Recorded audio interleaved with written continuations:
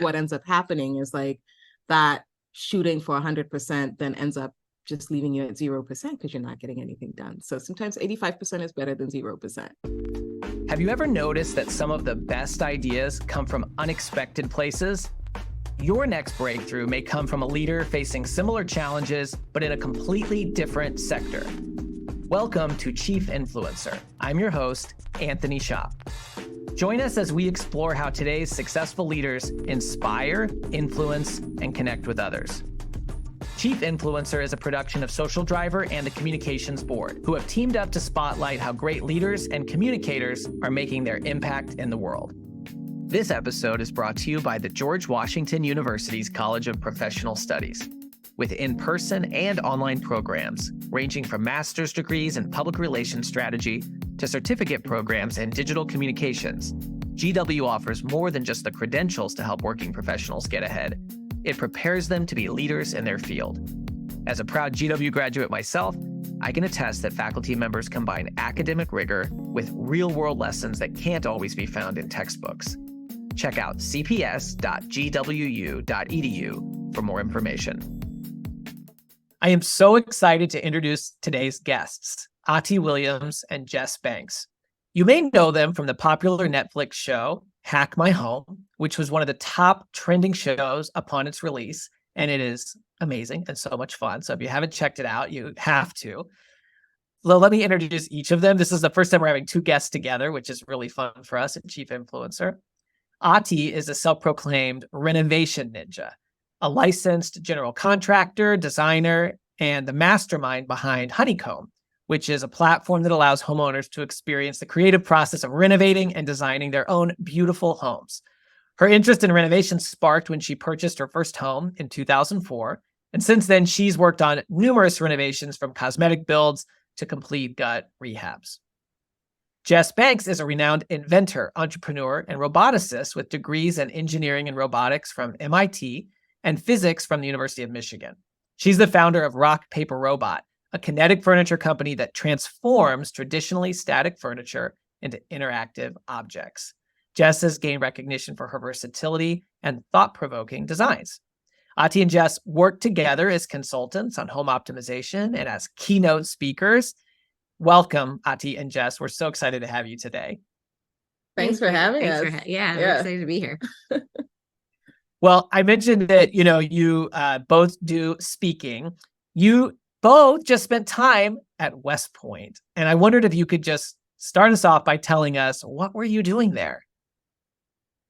Yeah. You want to go for it? Yeah, sure. Okay. So we were speaking with a bunch of the female cadets, some male, mostly female cadets, about the benefits of, teaming up, collaboration, sisterhood, and forming really, really important and trusting relationships with the fellow. It sounds weird to say fellow, with other fellow female cadets.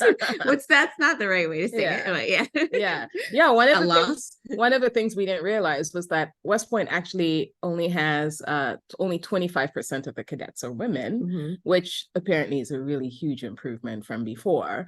But as a result of that, they have this incredible program called the Corbin Forum that is set up basically so that was created many years ago, many decades ago, for West Point cadets who are women, to be able to kind of have resources and support and that kind of thing. So they invited us to talk about our sisterhood and working together and the ways that we were able to lean on each other while working on our show. And now that, we're done filming the show, like what we've been doing together as well after that. And they gave us really cool plaques. Yeah.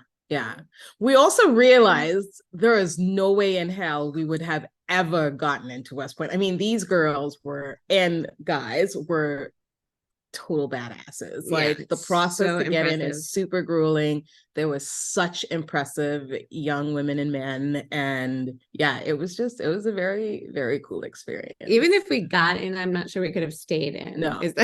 They have the cartwheel thing. Yeah, they have like physical phys ed is super important for them, like just physicality and like making sure that you're always like they'll do like boxing and rugby, and they have to swim with like a 30-pound pack in a rifle, and then they have like these cartwheel tests. And so I was like, I would have just failed on the on all the physical tests. Like, I mean, we both work out regularly, but like these workouts just looked intense. Next level. Yeah. Well, they're probably thinking we couldn't do what you do, right? Because with Hack My Home, you had quite a grueling schedule from what I understand. And I mean, I want you to tell everybody, for those who haven't had a chance to watch it yet, what it was about. But I mean, you're going into people's homes where they are not set up for success.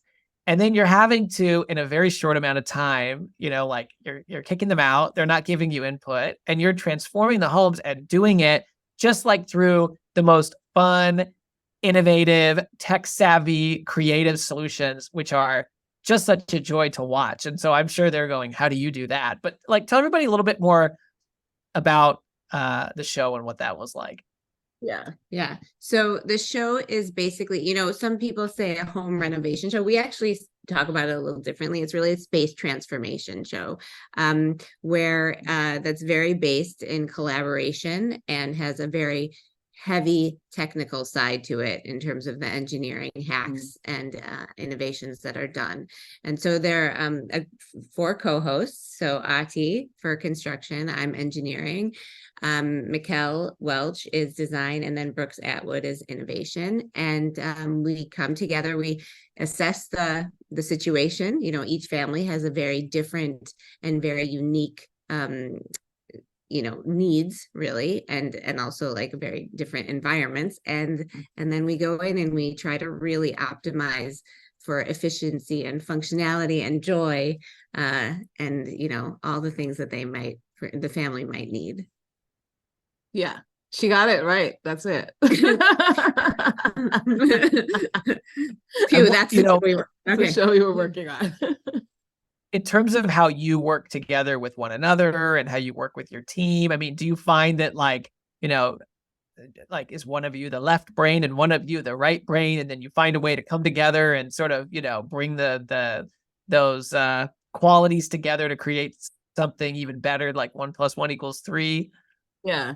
You know what? We do talk about brains a lot, actually, because one of the things that we did realize filming the show, and just to give you a little bit of a background, so none of us knew each other before we actually did this show.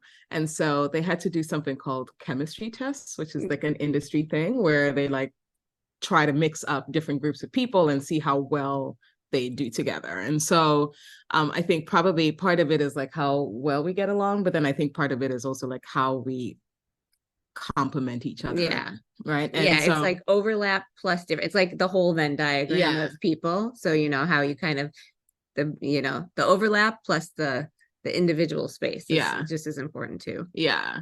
And so one of the things that we did realize is that like I think very, very much in sort of 2D. Like I'm always thinking about spaces in terms of like how you move things around, how you shuffle things around, like sort of if you were looking at it from top down.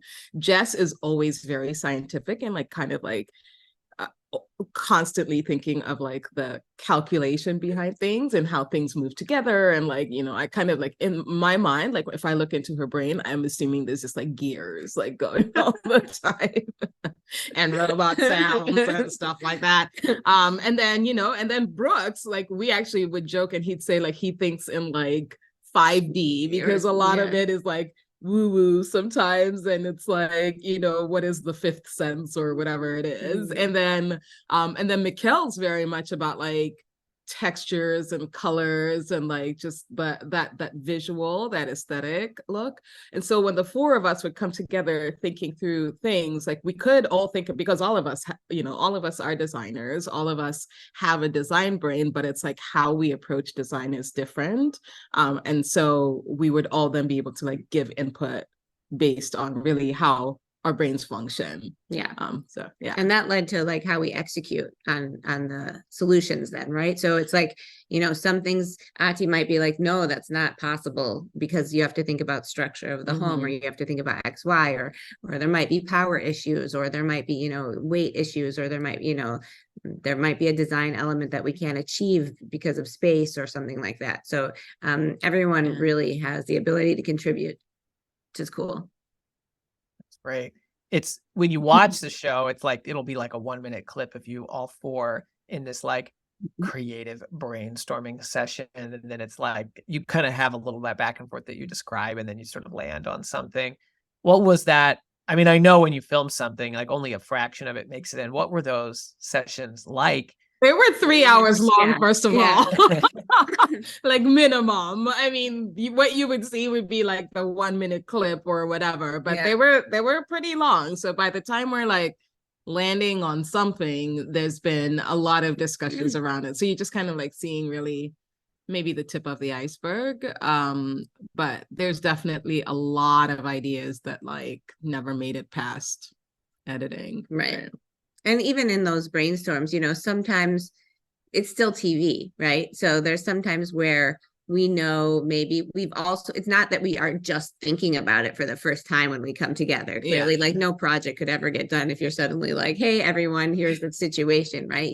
We understand what the landscape is. But so there's sometimes where we might have to, we know there's an idea that won't get executed on necessarily. And we throw it out anyway, just so you can have that sort of the idea foil, right? You know, so. And sometimes it's also like you have an idea and it doesn't seem executable. Yeah. And sometimes it's just also about like building onto that idea. So like someone might have like one specific idea and like maybe the other person's like, well, you know, what if we do it this other way? So it was always nice like going through the brainstorm, because sometimes you haven't fully developed the actual idea in your head either. Right. Yeah. The one that comes to mind for me when you mention that is wanting to use sort of some ceiling space for storage. You did it a couple different ways, but one in particular was in a kid's room, and like a couple ideas that were like, well, that's not going to work. It's not going to hold enough weight, or it's not going to be safe. But then you ended up landing on something that worked, but was also kind of, you know, fun for the kid, right? Yeah. Those, a bunch of those, right? Yeah. We always like looked at things like, I think that's the differentiator with this show, is a lot of what we were looking at was like 3D, right? Like most shows, you're kind of looking at things and it's like, oh, knock down the walls and then make everything pretty. But it was very much about like, how do we use literally every cubic inch space in each room? And so that's why there's a lot of kind of ceilings and behind the walls and things like that. And also, you know, there's the element, whether 4D or 5D, whatever, is that, you know, what is the actual interaction with the thing, right? Because if things move, you really need to consider what the user interface is and what that interaction is, to ensure that someone will, you know, first of all, be compelled to use it because it's easy, right? And that it's really worth the extra effort of putting in the engineering, right? Because, you know, if you just do something really complex, and it's sometimes you can, you know, can add lights to something when it doesn't need it, or you can add, you know, and it becomes superfluous. So it's, you know, it's important to think about the interaction. So the show is fun, and like you said, you know, it's TV, right? So there's some elements that, you know, get cut down, and it's not on the surface like, you know, the way that normal reality works. At the same time, it's very common that leaders find themselves in a group with other leaders like you did. You had the benefit of a chemistry test, right? A lot of leadership teams, they don't have that chemistry test when they end up having counterparts.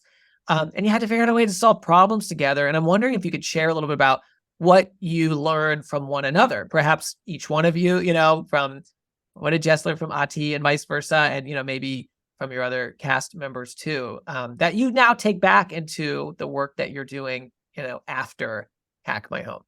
Yeah. Sure. I mean, so Jess is always, we're actually at Jess's house right now, and even her space is very kind of curiosity driven, and it's also very like, there's a solution for everything. Like if you go into her bathroom, like I literally like I walk in and I'm like, oh, I really should like get my blow dryer that way. That makes it really easy to access, but yet it's like still like nicely put away. So her mind is always kind of thinking about like innovation, and she has a very curious brain, and is always like she kind of has sparked this like curiosity theme for me, where I'm always like kind of thinking through like, okay, so how does that really work, and then like how do we improve that. I think that was like one of very many, that's like on surface one of the gifts that I got from Jess. I got lots of other fun other off-camera things, but I think in terms of like just how we work and stuff like that, I mean, literally, like she is always tinkering and thinking through things and stuff like that. I mean, I'm like sitting here, like, look at this. Oh She's my got God, like, she's just got like wristwatch. What is that for you? Oh, is it? Yes. Okay. It was a horrible surprise. I was like, why is that there? But there's a perfectly good reason why it's on Jess's desk right now. So I would say I got that from you. Yeah. And I mean, from Ati, I have to say there's so many times where she has such an ability to think through what is necessary and doable, but also integrate the wonder into it, and so there's that side, which is like so cool. The other thing is that she has this thing which is in like that 85% rule, which is so smart, which is basically like get it 85% perfect, right? And so I mean, perfect is an ambiguous thing anyway, but for people who might be a bit compelled to or like directed towards a perfectionist bent, the idea of 85% is what can help you get it done, because otherwise you can be totally stalled and in a paralysis. Anthony knows nothing about that. He is not a perfectionist at all. Zero type A. I love that 85. I love the 85%, Ati, because it's such a good reminder. And you have a project that you want to launch, and sometimes you just wait forever and ever to do it because you want to get it to perfect, and you realize like, okay, 85% of the way there, let's go. And then you improve it on top of that. And if you can do another 85%, well, from where you started, like you're really close to 100 at that point, Yeah. It's like a B+. Sometimes a B+ is just good enough. Yeah. Right. Like sometimes we were even telling this to the cadets yesterday, actually, when we were talking to them. And I think a lot of them were kind of like, like it felt like a little bit of a, like, this is not the way life is. But I think that's just kind of the, looking back and being able, just the way that we function. Ooh, there's a lot of noise back here. They're taking down a building outside. They're taking down a building. Just another day in Brooklyn. Yeah. But yeah, like I think just the way both of us have operated, and frankly, like probably the reason why we are where we are in our careers has been because we have been very, very much about 100%, giving 100% all the time, and like getting straight A's on everything. But also realizing that there is like there's a give that comes with that, and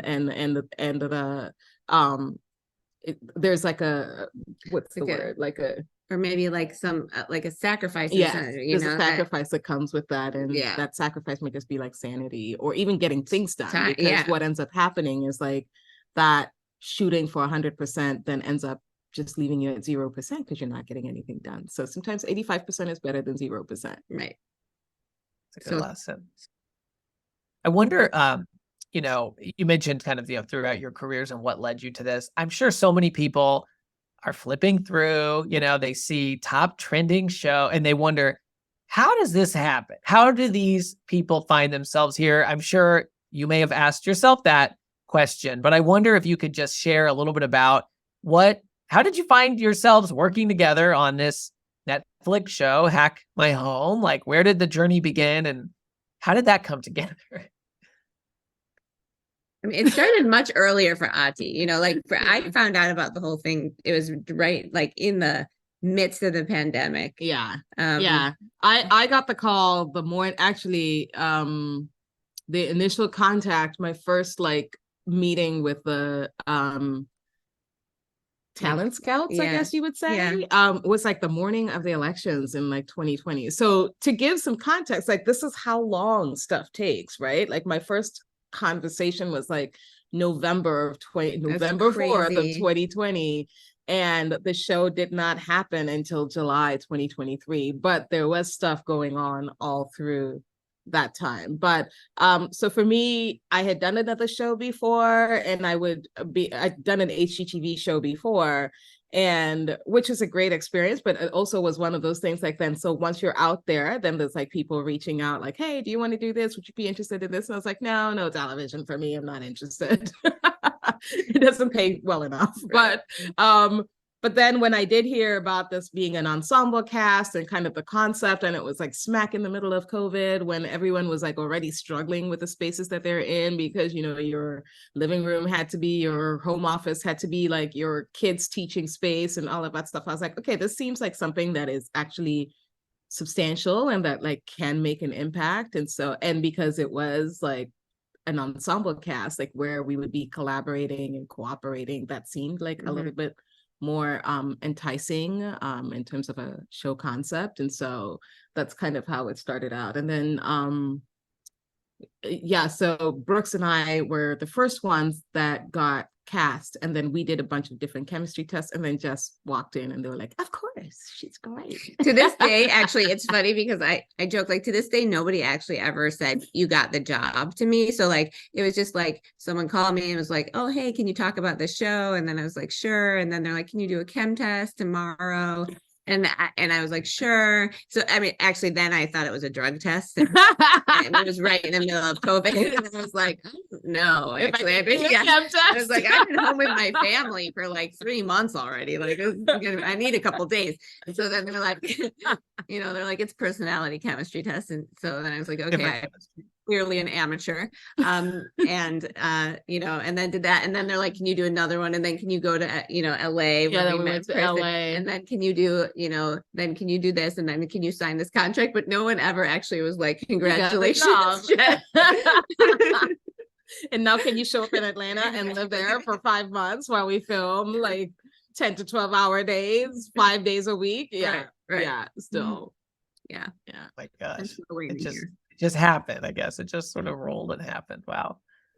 I want to go back to a little bit about what you were talking about at West Point, and just ask if you could share a bit more about your approach to influencing fields like engineering and construction, which have been traditionally male dominated. And I wonder if you've heard from women and girls who are excited to see your innovative problem solving in action on Hack My Home, and maybe, you know, saw themselves in that a little bit. That is literally the best part of doing this. Well, and this and us. Oh, and us, yeah, right? And like our relationship and our friendship. Yeah, I mean, so I mean, filming Hack My Home was an experience of a lifetime. It was great. We had the best time.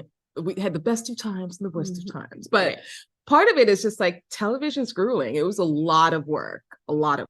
And so there were definitely times that we were like, holy moly, what did we sign ourselves up to?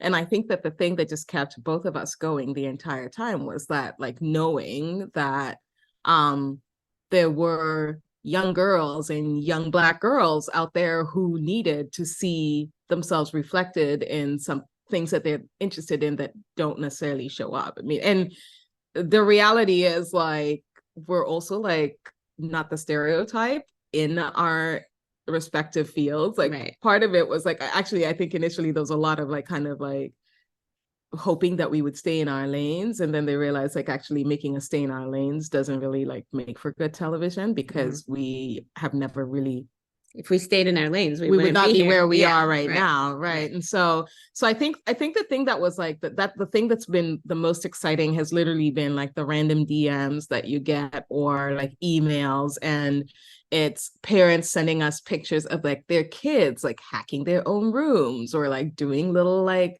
sketches, and like or Lego builds, or like teachers who are STEM teachers and different middle school, high school, all sorts of places, who are like creating curriculum with Hack My Home in their classrooms and are telling us about it, and are teaching collaboration and brainstorming and like actual scientific stuff.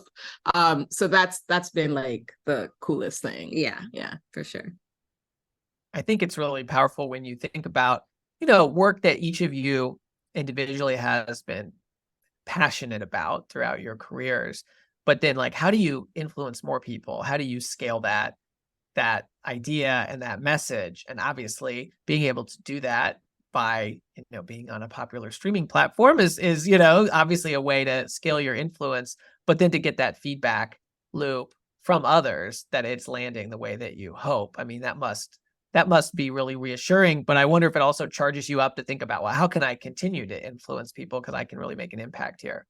Yeah, I mean, of course, and this is a part of the reason why, Ati and I are doing talks and looking towards a bunch of speaking engagements and projects that are oriented often towards, getting young females into these sectors and really pushing like hands-on work, STEM, construction, all of these things, which, I think, it's funny, but I think sometimes even this is a very small fact, but like a little bit of red lipstick in the same sentence as construction can go a long way, or a jokey smile, or like a tenderness, right? Or like something kind of, weird and funny, or, like there's like the little bit of the squiggle around the edges of what I think sometimes feels like very formal silos that allows those things to be permeable, right? And so that allows other young girls to start to think I can be in there too, right? Yeah, and both of us have also like been very intentional about like highlighting other people in our fields who are doing these types of things, right? So like for me, it's like my mind's blown by like how many incredible women there are in construction, like kick-ass. Like I just happen to have a platform where I could talk about it, but there are people who are always doing such great like work around. This is an entire group called Matriarchy Builds that is like all these women in construction who people can like intentionally reach out for like women and gender diverse folks who are available in the construction world to consult or to like help with projects or things like that. So you can actually like source your GC very intentionally, for example. And so that's also been part of like our platform, is like talking about also these other really cool projects that are happening around that other people are doing this work as well. Yeah, and we're even giving another talk later about too in collaboration with a group called Women Who Hardware. So same thing, just kind of really just broadening the view of all of the people that are involved in these different fields. Yeah. Back to what you said a few minutes ago about, the red lipstick in the same sentence as construction, or just the tenderness you can bring to it. One of the things we've heard from other chief influencers who we've interviewed is, finding that balance of your personal brand and your professional brand. Because in today's world, they're kind of blended, right? You can't just put them in separate categories entirely. But what we've heard is that's a difficult balance to strike sometimes. But when you find it, and you find kind of how to own your own story and what's authentic to you, it really helps you connect with an audience in a way that just makes a huge difference, right? Because like you said, they might see themselves in you. And I wonder if you could just share a little bit more about that, especially because now in the social media era, some stranger can be watching you at home on Netflix, and then they can just send you a DM, or they can comment, and our DMs got very slippery. They got very slippery. Yeah. There were some really refreshing ones with the like random moms and dads sending their kids stuff, and then there were like some that were not so wholesome. But hey, how do you manage though the personal, because you want to be out there to help make an impact and drive your business, but like at the same time, you want to, protect your own privacy, and want to just like not, have everything out there. So I just wonder if you could share, because I think a lot of leaders struggle with that. They want to get their message out on social media, while at the same time, they don't want to go too far. Yeah. I mean, what the downside is, if your personality is actually one that doesn't like to do social media, then it's like mine. Yeah. Both like of Ati's us, too, Yeah, ironically, like, yes. Then it becomes hard to, you don't actually need to balance as much because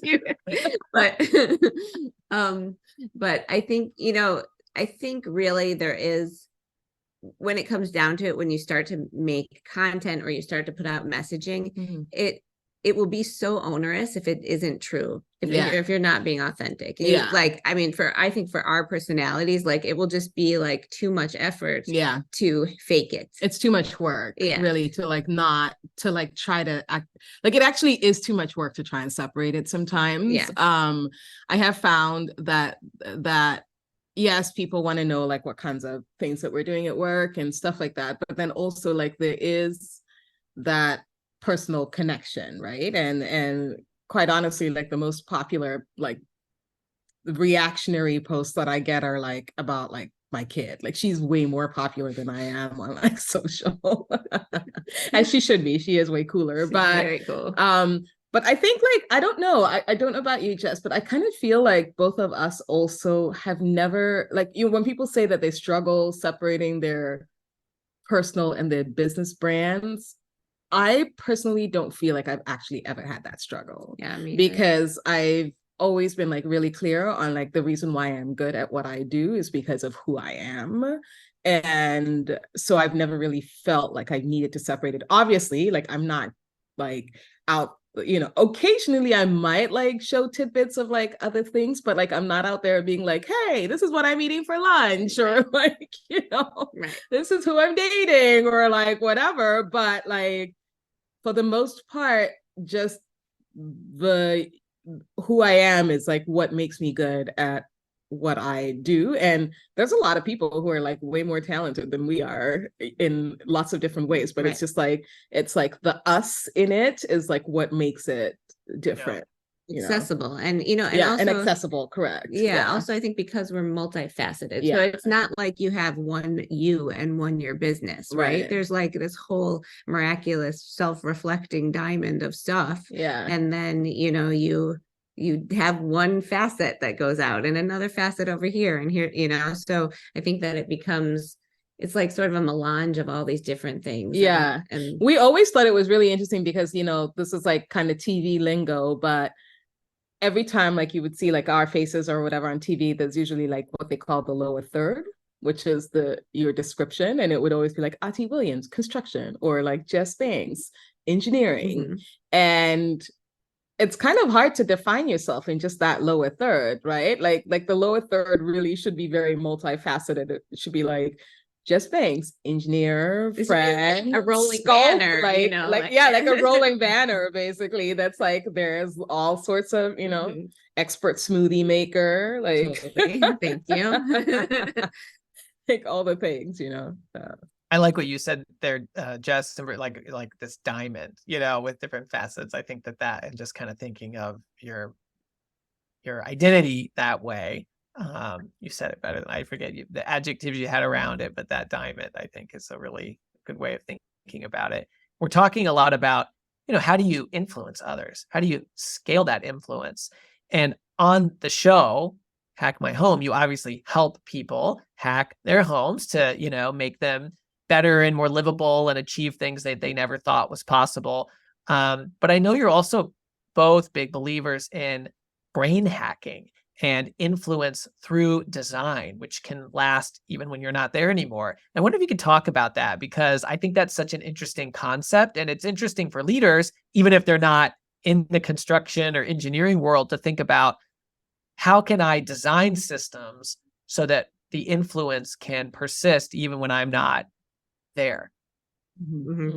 Yeah, I think that so one of the things that's like not very obviously captured on a television show is that it's not just the aesthetics and it's not just function, but it's like, how do you hack time? How do you not just how are you hacking space? How are you hacking time? How are you hacking emotions? How are you hacking brain chemistry? How are you hacking productivity, like stress, like all these different things, right? Like in creating a space. So the way we generally look at any kind of, because so Jess and I also do a lot of consulting together for like either individual homes or like corporations, like companies that are trying to do stuff in their own spaces for their employees, or just, you know, all sorts of different things around that.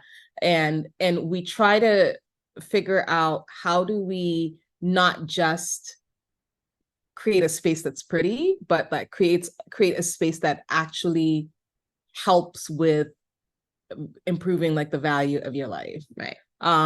So one of the things that I'm always looking at, for example, when I'm walking into a space is like, how do I then make the space that will like, that stimulates your brain, that calms your brain, that like gives you the like dopamine hits that you like positive dopamine hits, because there's lots of dopamine hits available to all of us, but like what are the ones that are actually like helpful versus the ones that are not? And whether it's using lighting or it's using color or it's using, you know, plants or like different things like that, just kind of making sure that those things are like really incorporated in the space. And and you know, these are things that you might not actually consciously recognize when you're in your space, right? And so often when people think about, oh, I'm getting interior designer, I'm getting something to do something, they're ready for their like flashy backsplash, or they're like, you know, really big, you know, wallpaper, this, you know, some kind of element, some furniture element, but, you know, just adding,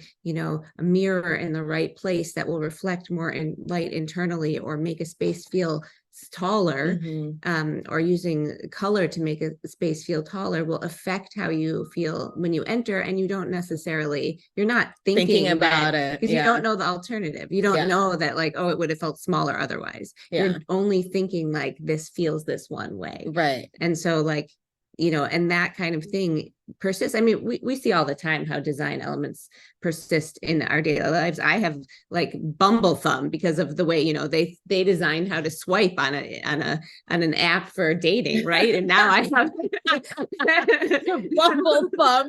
I didn't even think about that. So there's kind of a bad persistent one because I'm swiping too much and now I have pain in my thumb, right? So you know, but you know, and this is just the same case for our environment. And we think about it even just in terms of like, one of the things that both Jess and I are doing right now is also we're like kind of knee deep in like some product design and some of the things that we're thinking about. And this is like why it's so great partnering, because like I think about things one way, but Jess always is thinking about like not just the aesthetics of things, but like how things function and like the ergonomics of things and like stuff like that it's that curiosity, like how do I make this easier, how do I make this better, like how do I engineer this all the time, right?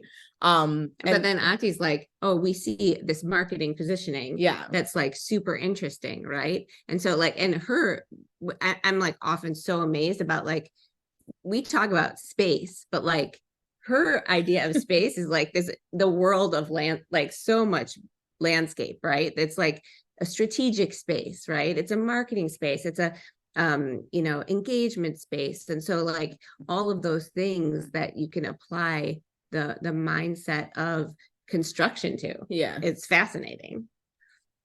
Can you share some examples where design can sort of hack the brains, you know, the sort of neuroscience elements of it, things maybe that are favorites from your work or your show, or even things that maybe leaders should know and take away as they're thinking about, you know, their teams coming together in person for, maybe they do retreats now, and since not everybody's in the office, or maybe they're coming back a few days a week.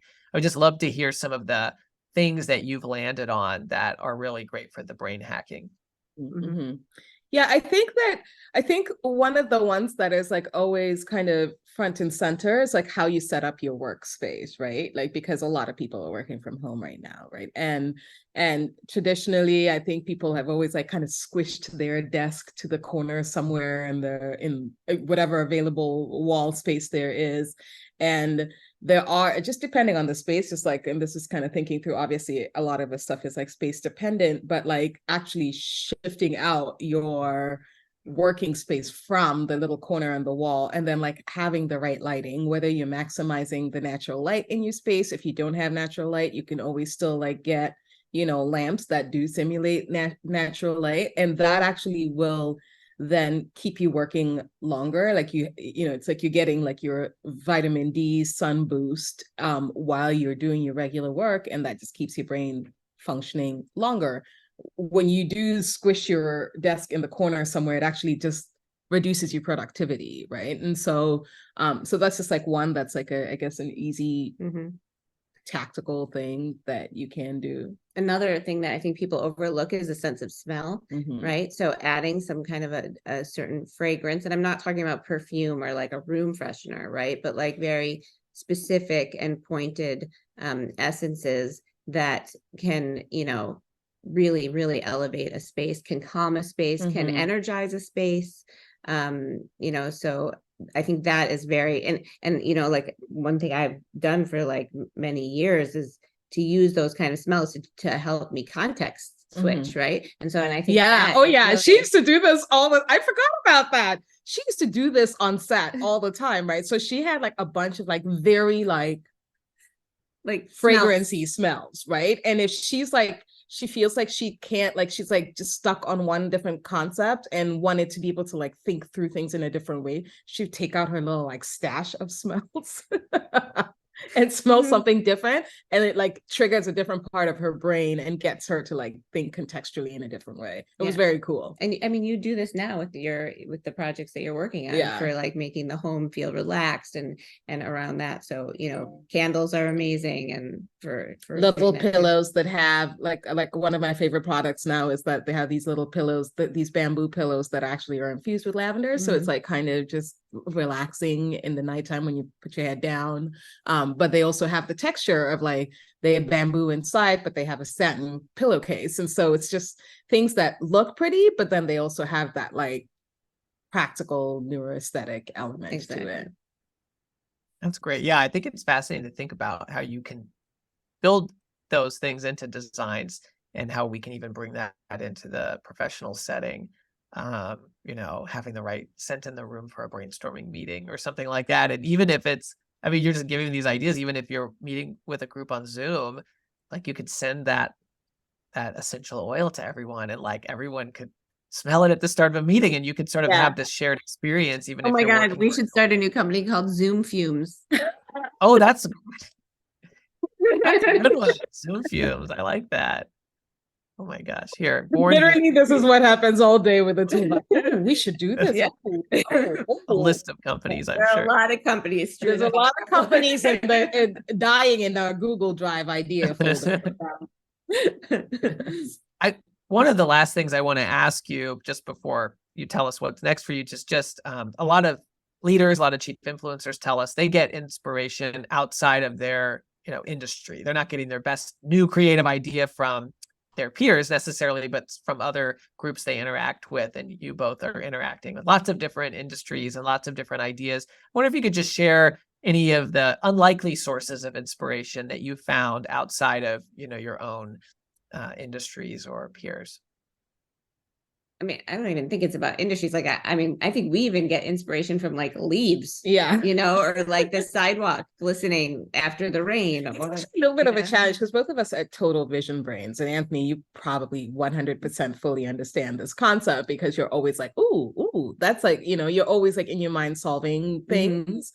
But yeah, I feel like just kind of hanging out, watching a show where like, oh, what if, you know, we do XYZ. I actually find a lot of inspiration, honestly, from like my little kiddos, like batch of 9-year-olds. Like they are just, that's a great example. They just think about things in ways that really, it's kind of as if like that part of our brain expired. And so like, right? Totally. Yeah. And so there's always like that kind of like, oh yeah, well, you know what? Yeah, why not? There's a lot of conversations that are always like, why not with the little fourth graders? So yeah. I think it's a good reminder. And you're not even just a different industry, like anything around us. And it comes through in Hack My Home because you know, it's like, oh, there's like no space in this kitchen and there's an island. And then you're like, I'm going to like build a fold-in dining room table that pulls out so they can have a dinner party. And it's like, who thinks, like, just my brain would never go there. It just would never occur to me. Like, we're going to have these nested stools as a coffee table that pull out, and you know, and I just kind of go, wow, how does that come together? And so obviously you're both really talented at seeing those sources of inspiration everywhere and then making them a reality, which is probably the hardest part, I'm sure, that you're so good at. Yeah. yeah, and it's always about also having a really great team, and we did have a we really behind the scenes team that was badass, powerhouse. Yeah, and couldn't that you were having a good time and that you found a way to work with the team. And I think it's such a leadership lesson for any chief influencer. How do you get people who think so differently to come together and work together? And it's just fun to get a taste of that and to see what you produce through the ensemble cast, which makes the show really unique. Just as we wrap up, I just want you to each tell us like what's next for you, together or on your own, because you're each doing different things. And also, as you tell us that, just where can folks find you? Obviously, they can go check out Hack My Home on Netflix, but then where else should they go? Website, social media, whatever, so that they can make sure that they're following what you each are doing. Jess, maybe you can go first. Okay, so what's next? So, well, Ati and I have been, doing this speaking tours and also doing this consultation around space optimization all around the world, which has been amazing. So trying to rethink that and build that as a really interesting facet of our business. And then product development. Yeah, we're developing some products, still kind of in the almost out there phase, but the next 2 weeks or whatever, if you get on our socials, there's like a few announcements coming up. And so I do have a home line that's coming out called Home Sweet Home, and it is very much kind of connected to that whole newer aesthetics and rituals and stuff like that within the home. There is I do have a curriculum a course that we're putting out called the Renovation Playbook that kind of teaches you how to be able to manage your own remodel, because unfortunately I am not available to every single person, but I figured that I would download my brain and put it in there. And then Jess and I are out there, we're talking a lot about like, especially being in industries where it's very male dominated, and just women in the workplace, and how to work together and how to be good allies to women in the workplace and how to lean into each other, and not necessarily talking about the problems of it, but just like on a personal, like not institutional level, what are some of the things that you can do to help, whether it's dealing with like the wage gap, or like dealing with recognition at work, or dealing with like creating boundaries and creating sisterhood and stuff like that, or your own biases even, right? And so we're doing a lot of talking around that as well. So. Yeah, that's great. Well, folks who want to learn more, keep an eye on the socials for Ati Williams. Ati Williams and RockPaperRobot. And RockPaperRobot. Great.